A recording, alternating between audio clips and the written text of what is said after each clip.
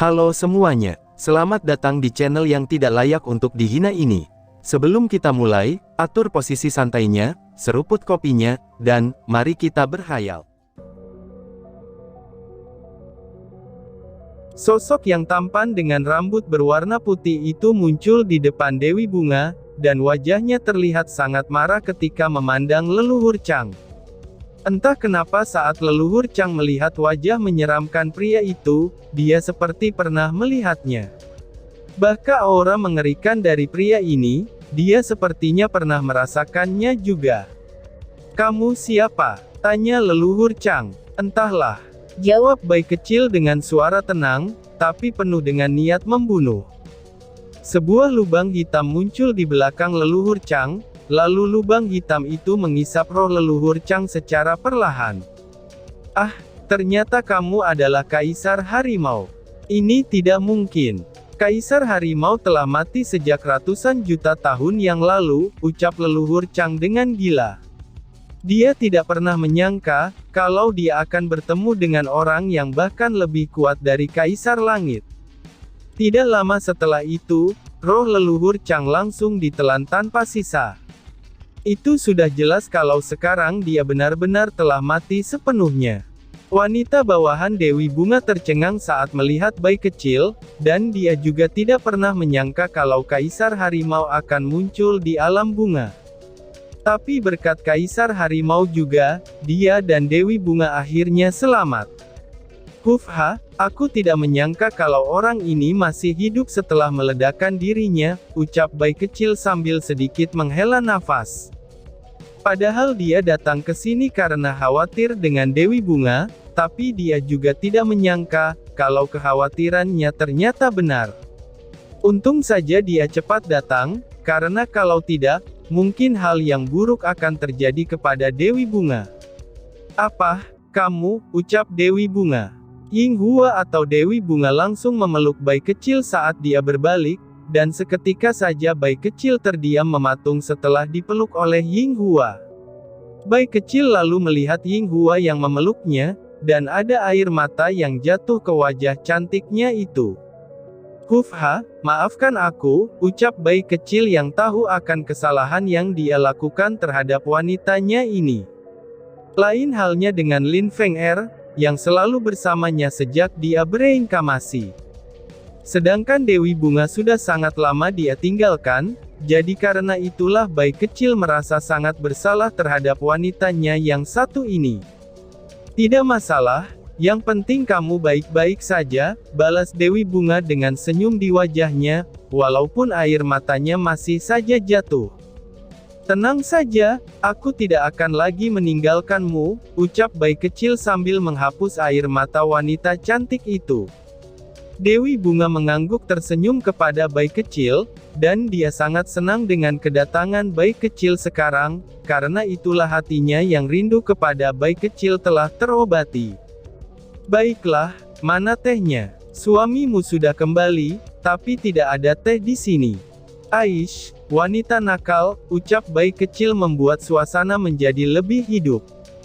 "Oh iya, JR, cepat ambilkan teh terbaik kita. Aku akan melayani suamiku dulu," ucap Yinghua. Mendengar perkataan dari dewinya sendiri, JR yang dipanggil Dewi Bunga tadi pun hanya mengangguk. Lalu dia juga langsung pergi setelah diperintah oleh Dewi Bunga, dan segera mengambil teh untuk bayi kecil. Setelah itu, bayi kecil dan Yinghua pun duduk di meja halaman itu. Sekarang dengan matinya leluhur Chang, maka racun di tubuh Yinghua juga telah hilang sepenuhnya. "Suami, bukankah kamu biasanya bersama saudaramu? Kemana dia sekarang?" tanya Dewi Bunga kepada bayi kecil. "Oh, dia sekarang sedang sibuk mengurus alamnya sendiri. Sejak kami datang ke alam langit, ternyata masih banyak hal yang belum bisa kami mengerti," ucap bayi kecil sambil menghela nafas berat. "Tentang apa itu?" tanya Dewi Bunga. Bayi kecil lalu menceritakan beberapa pengalaman mereka sejak naik ke alam langit. Setelah mendengar itu, Dewi Bunga pun mengerutkan keningnya. Bisa dibilang Dewi Bunga seperti sudah mengetahui siapa orang yang melakukan itu semua. Apakah ada orang yang kamu curigai? Tanya bayi kecil. Dewi Bunga pun hanya menggelengkan kepalanya. Dia masih bingung dengan semua yang terjadi selama ini, dan jika ini benar, maka alam langit pasti akan berada di dalam kehancuran lagi. Tapi menurutku, kamu pasti punya seseorang yang harusnya dicurigai bukan? Tanya bayi kecil dengan mencubit hidung Dewi Bunga. Kamu, sakit tahu, ucap Dewi Bunga sambil menyentuh hidungnya yang dicubit bayi kecil. Hahaha, melihat betapa merahnya wajah Dewi Bunga, itu membuat bayi kecil tertawa bahagia. Sebenarnya aku punya seseorang yang aku curigai, tapi menurutku itu belum tentu dia, ucap Dewi Bunga dengan agak ragu. Oh, apakah mungkin dia itu adalah Dewa Laut Darah? Ucap bayi kecil dengan serius. Mendengar perkataan bayi kecil, wajah Dewi Bunga menjadi kaget. Padahal dia belum memberitahu bayi kecil, tapi dia sudah tahu siapa orang yang akan dicurigainya. Kamu jangan kaget begitu. Aku dan kakakku memang merasakan hal yang sama, itu saat Dewa Laut Darah mengaku dirinya sebagai seorang kaisar langit. Dan sejak saat itulah aku sudah curiga, ucap bayi kecil. Menurutnya mana mungkin Dewa Laut akan begitu sombong dan mengatakan, kalau dirinya adalah Kaisar Langit. Dan terlebih lagi, orang itu juga dulunya tidak berani untuk berbicara, bahkan untuk menatap bayi kecil. Tapi anehnya, tiba-tiba saja orang itu menjadi berani, dan bahkan menjadi salah satu dewa penguasa terkuat di alam langit. Ditambah lagi dengan cerita dari makhluk laut dulu, saat dia dan Lin Tian masih di dunia dewa, itu telah memperkuat kecurigaannya terhadap orang ini. Mungkin suami sudah tahu kalau selama ini, Dewa Laut sangat ingin membuka dunia dewa. Mungkin itu tidak bisa dibilang pembatas, tapi formasi yang telah dipasang oleh Kaisar Langit, ucap Dewi Bunga dengan wajah serius. Bayi kecil pun terdiam, dan dia seperti merasa kalau dunia dewa mungkin memiliki sesuatu yang berharga, dan karena itulah kemungkinannya orang ini sangat ingin ke dunia dewa. Atau mungkin saja ada senjata kuat di sana, yang dapat membuat mereka mencapai kekuatan itu. Tapi bagaimanapun juga, ini hanyalah teori, dan dia hanya melihat dari pandangan yang berbeda. Kalau memang begitu, biar aku bantu untuk menyelesaikan masalah di sini dulu, ucap bayi kecil dengan tersenyum. Tapi, bagaimana caranya? Tanya Dewi Bunga. Bayi kecil tersenyum, lalu dia berubah menjadi seekor kucing putih yang imut. Melihat keimutan dari kucing di depannya, ini membuat Dewi Bunga langsung memeluk bayi kecil. Istriku sayang, bisakah kamu memelukku pelan-pelan? Aku bisa mati kalau terlalu erat, ucap bayi kecil yang nafasnya sesak karena dua gunung berharga Yinghua. Maaf suamiku, ucap Dewi Bunga dengan malu. Tidak masalah, aku akan menggunakan wujud ini untuk jalan-jalan di alam bunga, ucap bayi kecil kepada Dewi Bunga. Tapi kamu harus kembali dengan cepat, ucap Dewi Bunga dengan wajah sedih. Mendengar hal itu, bayi kecil hanya tersenyum. Lalu, dia memberikan kotak yang berisikan pil pemberian dari Lin Tian sebelumnya. Saat melihat pil itu, wajah Dewi Bunga terlihat sangat senang. Dia langsung menyimpan kotak itu ke dalam cincin penyimpanannya. Baiklah, kamu tunggu di rumah saja, dan aku akan segera kembali. Ucap bayi kecil. Berhati-hatilah, balas Dewi Bunga. 1 bulan kemudian.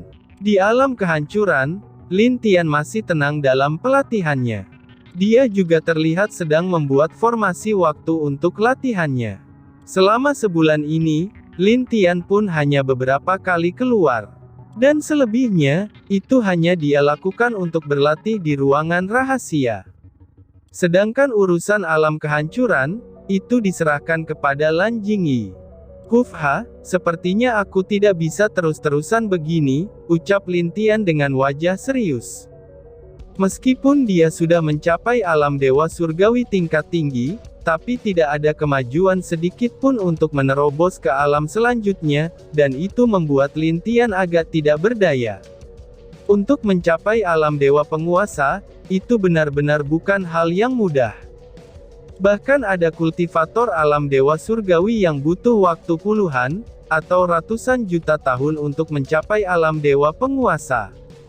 Hal ini juga berlaku untuk Lin Tian yang sekarang, dia harus menemukan beberapa peluang agar bisa maju ke alam dewa penguasa. Lin Tian berpikir sejenak, sebelum dia ingat kalau kakak sepupunya adalah dewa penguasa. Dia langsung tersenyum, dan keluar dari tempat latihannya. Saat dia keluar, Lin Tian berjalan-jalan di sekitar area istana yang sudah banyak berubah. Kebanyakan tempat itu dihiasi oleh berbagai bunga, dan hal-hal yang lainnya.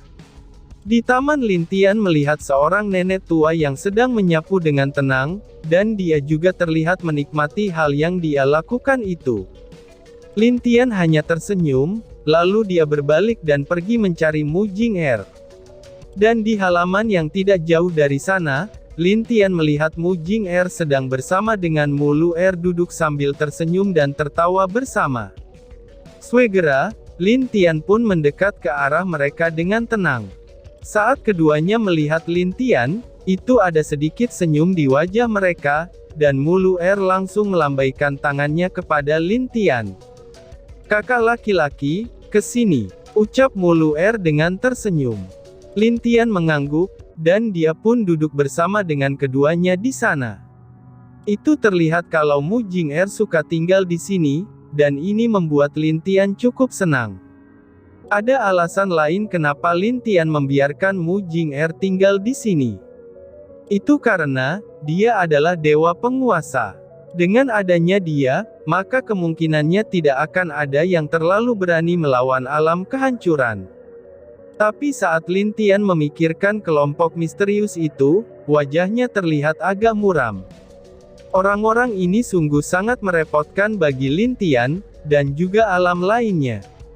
"Adik An-er, kenapa kamu terlihat agak muram begitu?" tanya Mu Jing'er. "Tidak apa-apa Kak, oh iya, ada sesuatu yang ingin aku tanyakan kepadamu soal kultivasi," ucap Lin Tian kepada Mu Jing'er dengan tenang.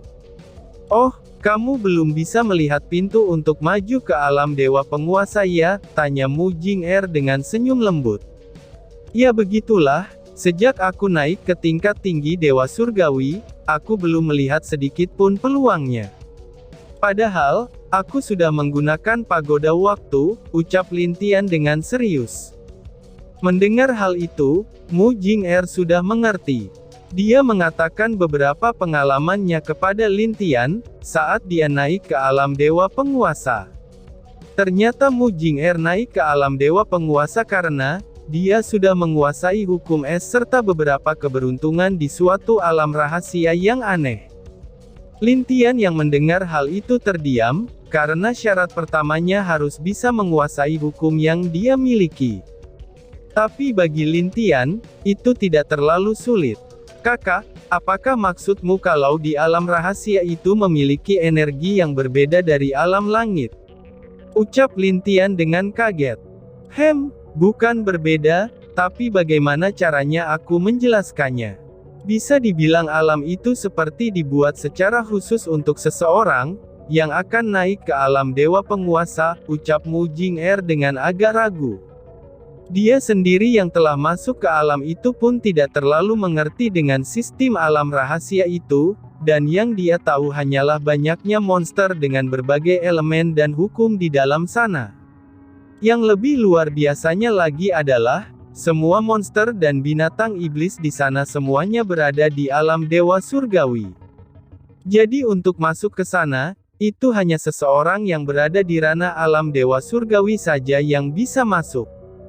Dan jika kita naik ke alam dewa penguasa di dalam alam itu, maka kita langsung ditarik keluar saat itu juga.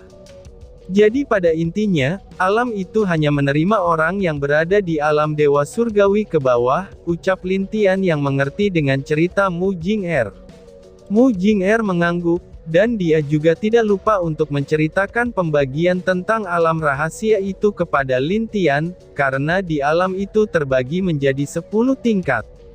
Dan di setiap tingkatannya itu akan semakin berbahaya. Dulu saat dia masuk pun, dia hanya dapat mencapai tingkat ke-7. Dan biasanya kesempatan untuk naik ke alam dewa penguasa, itu ada di tingkat ke-7. Lin Tian mulai terdiam, karena jika begitu, dia sangat yakin kalau tingkat pertama itu setidaknya untuk alam dewa ilahi tingkat rendah. Kemudian untuk seterusnya, kultivasinya akan naik sesuai tingkatan di alam itu.